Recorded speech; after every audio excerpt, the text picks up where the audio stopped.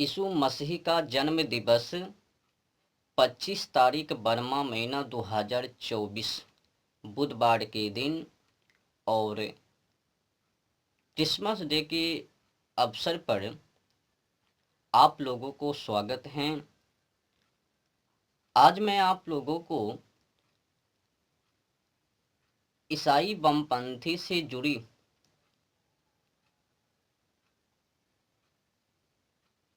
कुछ सच्चाई से अवगत करवाऊंगा। क्रिसमस डे मनाना या नहीं मनाना, ये तो लोगों को इच्छा है, मनाऊं या नहीं मनाऊं वो तो उनके ऊपर निर्भर है। पर सच्चाई को ना जानकर अज्ञानता पूर्वक मनाना महामूर्खता है। अब यीशु मसीह का जन्म दिवस टिपन उनके अवसर पर तमाम सारे लोग क्रिसमस डे मनावे, सच्चाई से अवगत दूर दूर तक नहीं तो पर भी मनावे।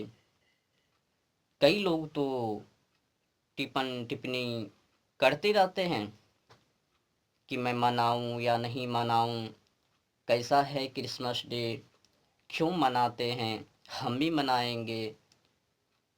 हिंदू भी अपने बाल बच्चों को जोकर बनाकर सोशल मीडिया पर डालते हैं। जोकर बनाकर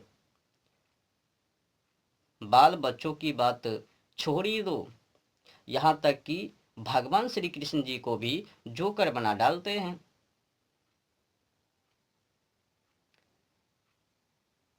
ऐसा लगता है कि अब मानव में बुद्धि मर गई। सबसे बेहतर यही होवे कि उस दिन तुलसी पूजा कर लेवे, पीपल पूजा कर लेवे, बरगद पूजा कर लेवे, जिससे कि ये जीवन सही समालत से चल रही है। उन्हीं का पूजा क्यों नहीं, पीपर की पूजा कर लेवे, तुलसी की पूजा कर लेवे, बरगद की पूजा कर लेवे, या फिर किसी भी वृक्ष का पूजा कर लेवे। वो तो जीवन दाता है ना, पीपल, तुलसी, बरगद, जो भी इत्यादि इत्यादि पेड़ पौधा। पर क्रिसमस डे क्यों, उनका जन्म दिवस टिपन क्यों?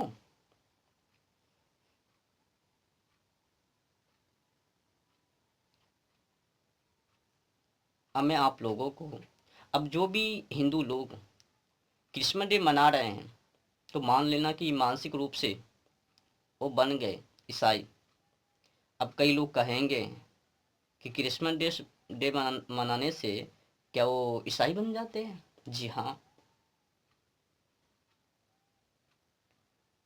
जितने कि आप लोग उनमें ईसाई बमपंथी में लोग देख रहे हो ना, किनका है, इधर से फुसला लिया, उधर से फुसला लिया, बहला फुसला कर मुर्दे जिलाए जाते हैं, कोढ़ी शुद्ध किए जाते हैं, लंगड़े चलते फिरते हैं, कोढ़ी ऐसे हैं वैसे हैं, बहरे सुनते हैं, गूंगे बोलते हैं, इत्यादि इत्यादि शब्दों को समाजों में परोसकर मन को बहका दिया और अपने में शामिल कर लिया।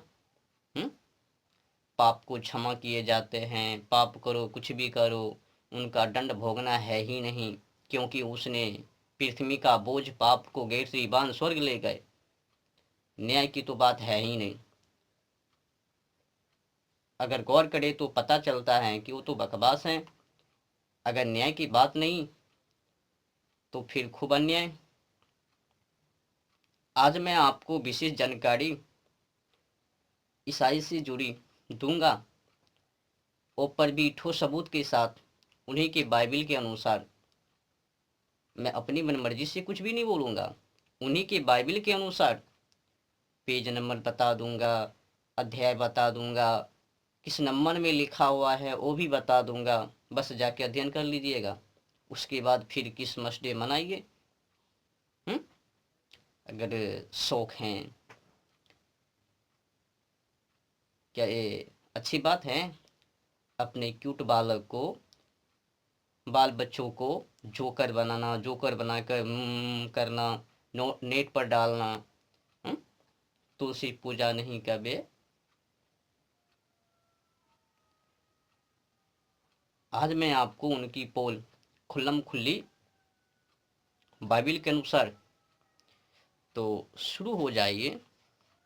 जैसे कि मैंने कहा ना, एक बात और, उसके एक उपदेश हैं, बयान हैं, उल्लेख हैं। 5 रोटी 2 मछलियाँ, 5 रोटी 2 निर्दोष मछलियाँ से 5000 लोगों की तृप्ति। कहीं कहीं पर 4000 है, कहीं कहीं पर 5000 हैं। अब समझो, जो वे हैं वही अपने हाथों से निर्दोष मछली की ज़बाह करके लोगों को खिला रहे हैं। क्या आपको लगता है कि भगवान की नज़र में कोई नीच ऊंच है? ऐसे तो भगवान की नज़र में सभी जीव प्राणी एक समान होनी चाहिए। जीव हो, जंतु हो, पशु हो, पक्षी हो। भले ही मानव के नज़र में एक दूसरे से कुछ भी होवे, पर भगवान की नज़र में सभी एक समान। अब वो जो ईसाई लोग हैं ना, वो तथ्य पे बात नहीं करेंगे, सबूत के ऊपर नहीं बात करेंगे। वो भगवान हैं, कुछ भी कर सकते हैं, मुर्दा जिला सकते हैं, मरे हुए लाजर को कब्र से वापस बुला सकते हैं, कुछ भी बकवास बकठोटी अठो सबूत के साथ नहीं बोलेंगे ना। आज मैं आपको उन्हीं के बाइबल के अनुसार ठोस सबूत भी दूंगा, प्रमाणित भी करके दिखाऊंगा। देखिए,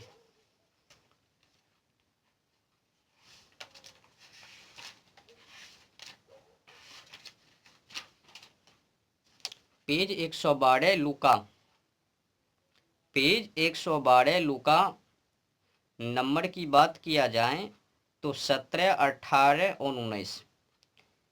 इस पर यीशु ने कहा, क्या 10 शुद्ध ना हुए तो फिर कोई 9 कहाँ है? फिर 18 नंबर में कह रहे हैं, क्या इस परदेसी को छोड़ कोई और ना निकला जो परमेश्वर की बड़ाई करता? समझ लिया, वो अपनी बड़ाई के लिए खुद ही अपने ही मुखों से गुणगान कर रहे हैं। तब उसने उससे कहा कि उठकर चला जा, तेरे विश्वास ने तुझे चंगा किया है। 10 थी, उसमें एक आई, 9 चले गई। अब वो कह रही, कोई तो निकलता कि मेरे को बड़ाई करता, पर ऐसा नहीं। तो फिर उसने कहा कि जा, उठ के चला जा, तेरे विश्वास ने तुम्हें चंगा किया। समझ लिया? लूका पेज नंबर 112 नंबर 17, 18, 19। अब आगे बढ़ते हैं। मैं अपनी मुखबानी से, मैं अपनी मनमर्जी से नहीं बोल रहा हूँ, उन्हीं के बाइबल। और फिर पेज नंबर 147 यूहन्ना नंबर की बात किया जाए तो 33। यहूदियों ने उसको उत्तर दिया कि भले काम के लिए हम तुझे पत्थरवाह नहीं करते, परंतु परमेश्वर की निंदा के कारण, और इसीलिए कि तू मनुष्य होकर अपने आप को परमेश्वर बनाता है। समझ लियो? तो यहूदियों से उनका मिलाप और दुश्मनी चलता, उनसे दोस्ती नहीं कर पाता। यहूदियों की बस्ती में जब भी यीशु जाता तो उनके ऊपर पथराव, पता नहीं क्या क्या चलता। तो ये बीमारी है। फिर आगे चलते हैं।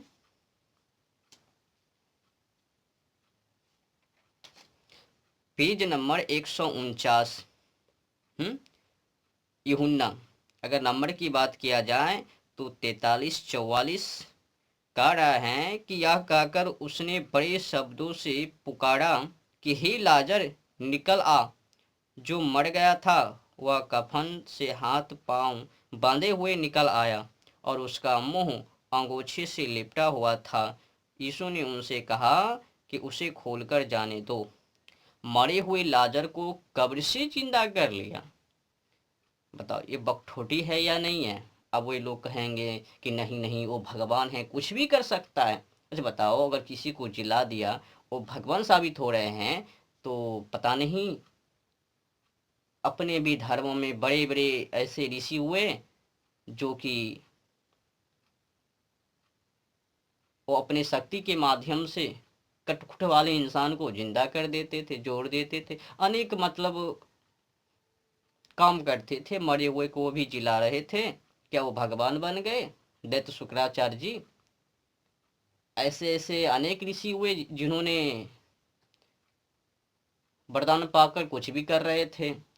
उसने तो भगवान नहीं बना और ये मुर्दे जिलाए, कोढ़ी शुद्ध किए, लंगड़े चलते फिरते, अंधे देख रहे हैं, बहरे सुन रहे हैं, गूंगे बोल रहे हैं, बन गए।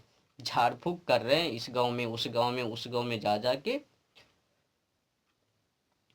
और ये भी प्रचार कर रहे हैं मैं तुम्हारी पापों को क्षमा करने के लिए आया हूँ, मैं तुम्हें पवित्र करने के लिए। लक्षण क्या है, गुण क्या है, स्वभाव क्या है? निर्दोष जानवर पंछी को तंग करना, उनको मांस के रूप में भक्षण करना। स्वभाव से जल्लाद, कर्म से भी जल्लाद, गुण से भी जल्लाद। तो कुल मिलाकर समझ लो, खुद ही टिपना टिपन कर लो। अब आगे देखिए,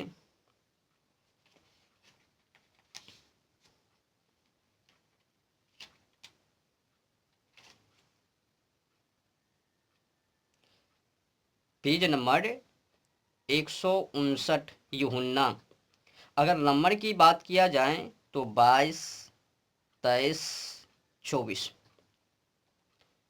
जब उसने यह कहा तो प्यादों में से एक ने जो पास खड़ा था यीशु को थप्पड़ मारकर कहा, क्या तू महायाजक को इस प्रकार उत्तर देता है? तो नंबर 23 में कहते हैं, यीशु ने उसे उत्तर दिया, यदि मैंने बुरा कहा तो उस बुराई पर गवाही दे, परंतु यदि भला कहा तो मुझे क्यों मारता है? 24 में कह रहे हैं कि हन्ना ने उसे बांधे हुए काइफा महायाजक के पास भेज दिया। अब उनके ऊपर थप्पड़ भी चल रहे हैं, समझ लो। अब मज़ेदार वीडियो है, पेज नंबर 162। यूहन्ना, अगर नंबर की बात किया जाए तो 31, 32, 33, 34। इसमें कह रहा है कि और इसलिए कि वह तैयारी का दिन था, यहूदियों ने पिलातुस से विनती कि उनकी टांगें तोड़ दी जाए और वे उतारे जाएं, ताकि के दिन वह क्रूसों पर ना रहे, क्योंकि वह दिन बड़ा दिन था।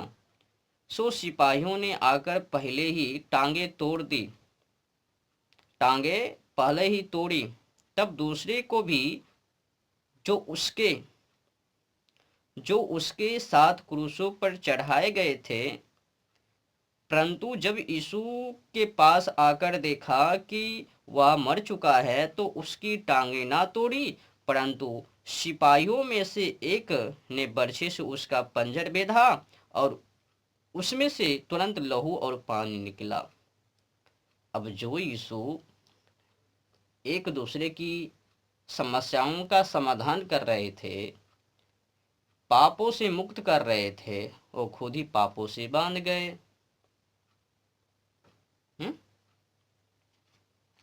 समझ रहे हो ना? तो